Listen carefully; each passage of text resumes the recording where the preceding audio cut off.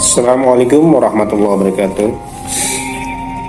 Alhamdulillah, pada kesempatan ini kita akan mengetengahkan tema yaitu tentang sebab-sebab turunnya ampunan dari Allah Subhanahu wa taala.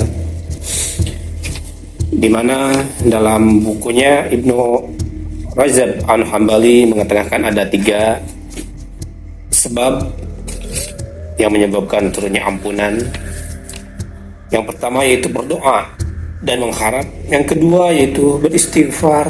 Yang ketiga adanya tauhid di dalam hati. Baik, kita akan bahas satu persatu. Yang pertama yaitu tentang berdoa dan mengharap.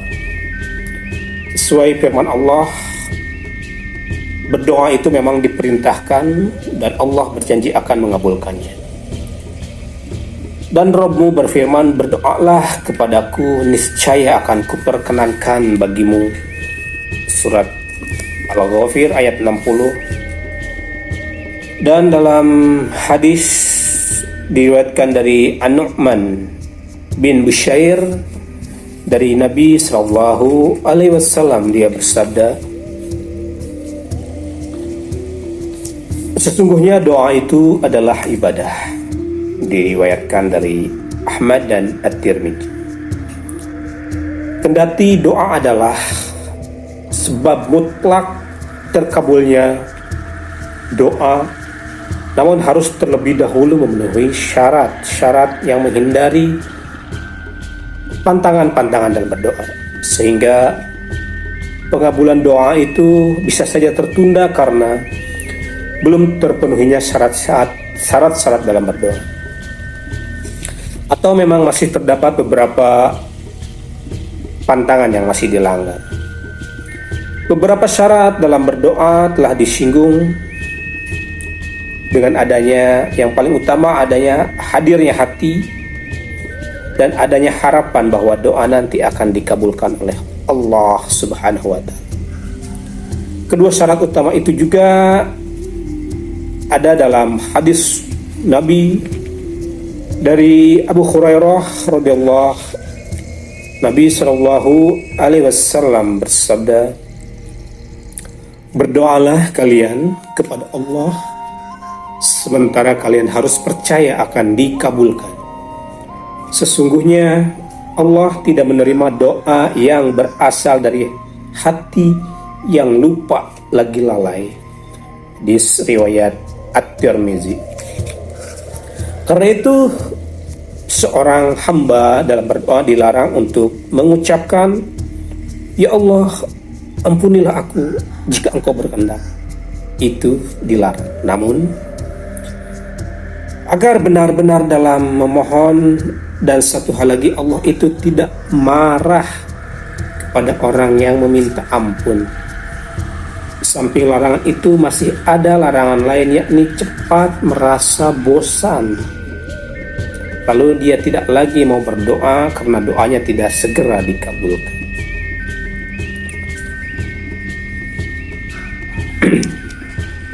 Yang karena pertimbangan itulah Allah menjadikan sebagai hambatan-hambatan pengabulan doa, sehingga dengan demikian ia tidak cepat patah arang dalam memohon kepada Allah agar doa-doanya dikabulkan meski harus menunggu lama. Namun yang pasti Allah sangat senang kepada orang-orang yang tidak berhenti-hentinya berdoa, sehingga dikatakan bahwa hamba yang terus-menerus berdoa dan sangat mengharapkan doanya dikabulkan, dengan tanpa henti-hentinya memohon, ia menjadi sangat dekat dengan pengabulan. Dalam hal ini, permintaan hamba kepada Rabb-Nya agar ia mengampuni dosa-dosanya menjadi sangat penting. Atau permintaan itu berupa permintaan-permintaan yang mengarah kepada ampunan dosa itu, misalnya keselamatan dari neraka dan masuk surga, dan keselamatan.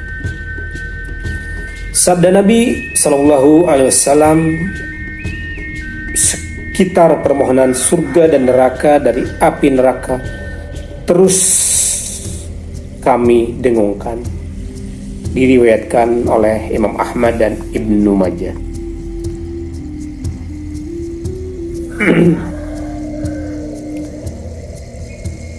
Adalah merupakan rahmat Allah kepada hamba-Nya ketika ada seseorang hamba memohon kepadanya kebutuhan keduniawian, namun ia mengalihkan permohonan itu, namun menggantinya dengan yang lebih baik, dan bisa jadi permohonan itu dialihkan menjadi keburukan atau menjadikan simpanan bagi kehidupan akhirat, atau malah dengan itu ia mengampuni dosa-dosanya.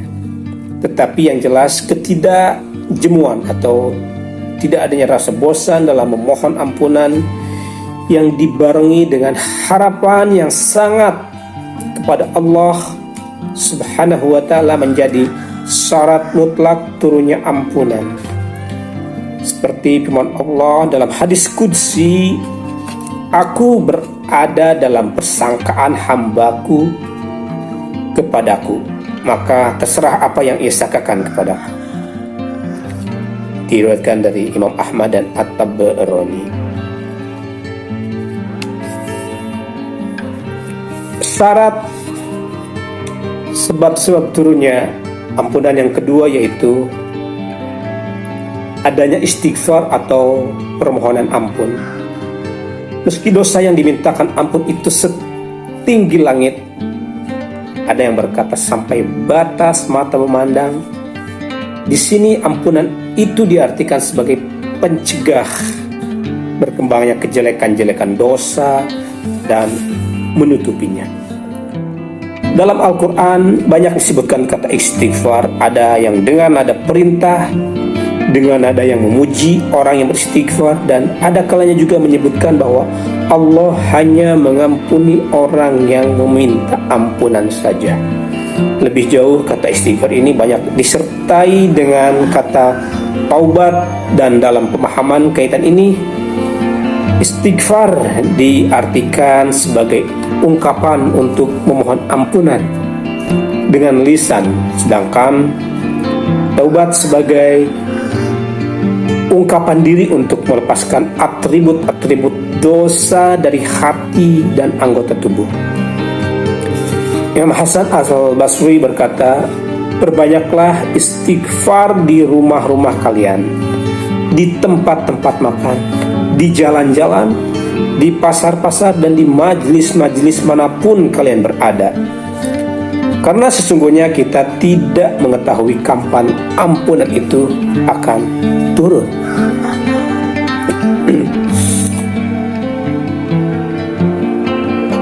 Orang-orang arif berkata, barang siapa yang buah istighfarnya tidak berupa koreksi atau taubatnya, maka ia telah berbuat dusta dalam beristighfar. Atau sebagian mereka yang berkata, istighfar kita ini masih memerlukan lebih banyak lagi istighfar lainnya. Kata mereka yang lain, aku beristighfar kepada Allah dari istighfar dengan ucapan yang keluar begitu saja, yang meninggalkan arti dengan bagaimana aku mengharap pengabulan doa, sedangkan aku telah menutup saluran pengabulan doa di sisi Allah dengan dosa. Secara garis besarnya, obat penawar dosa adalah istighfar. Rabbah Al-Qaisi mengatakan, aku memiliki lebih dari 40 dosa yang setiap dosa telah aku pintakan ampunannya kepada Allah 100.000 kali. Dan sebab turunnya Al-Quran yang ketiga yaitu adanya tauhid di dalam hati. Inilah sebab yang paling inti, karena konsekuensinya orang yang hilang tauhidnya maka hilang pula kesempatannya untuk mendapatkan ampunan.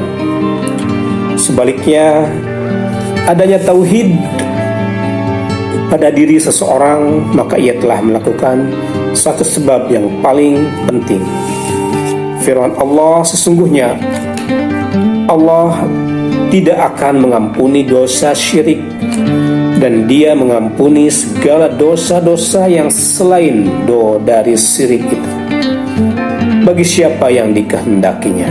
Quran Surat An-Nisa ayat 48. Kalimat tauhid yang telah tertanam di dalam hati seseorang dapat menumbuhkan rasa cinta, mengagungkan dan membesar-besarkan, segan, takut, berharap dan bertawakal kepada Allah Subhanahu wa Ta'ala.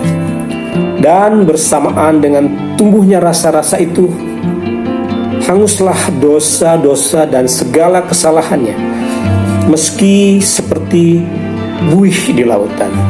Namun tidak menutup kemungkinan kalimat tauhid itu merubah segalanya menjadi kebaikan, sebagaimana pernah dikemukakan di depan tentang digantikan keburukan dengan kebaikan. Asy-Syabil berkata, barang siapa menyandarkan hidupnya pada dunia, maka ia akan dihanguskan api dunia sendiri, sehingga semuanya berubah menjadi abu dengan mudah diterbangkan angin. Tetapi barang siapa menyandarkan hidupnya kepada akhirat, maka ia akan dibakar dengan cahaya akhirat, sehingga ia menjelma menjadi emas yang merah yang dapat dimanfaatkan. Dan barang siapa menyandarkan hidupnya kepada Allah, maka ia akan dibakar dengan api tauhid, sehingga menjadi permata yang tiada terpermanai harganya, tiada terharga harganya. Itulah 3 sebab turunnya ampunan dari Allah Subhanahu wa Ta'ala. Semoga kita bisa mendawamkan doa-doa dan mengharapkan ampunan, dan terus melantunkan istighfar setiap nafas kita, dan mudah-mudahan jangan sampai kita kehilangan ketauhidan di dalam diri kita. Wallahu a'lam. Semoga bermanfaat. Assalamualaikum warahmatullahi wabarakatuh.